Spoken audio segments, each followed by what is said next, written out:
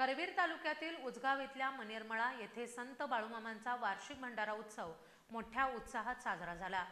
गुरुमाऊली कृष्णा डोणे महाराज यांच्या उपस्थितीत हा भंडारा मोठ्या लोकांच्या उपस्थितीत मंगलमय वातावरणात आणि हलगी कैताळाच्या निनादात पार पडला। यावेळी भजनी मंडळाने सुद्धा हजेरी लावली होती। यामुळे वातावरण आणखीनच आध्यात्मिक बनलं। दरवर्षी या उत्सवाचं नियोजन छत्रपती शिवाजीनगर मंडळ यांच्याकडून करण्यात येतं। बुधवारी 28 मे रोजी रात्री 9 वाजता स्वामी समर्थ भजनी मंडळ, साईनाथ भजनी मंडळ, बाळूमामा संगीत भजनी मंडळ यांच्याकडून भजन सेवा देण्यात आली।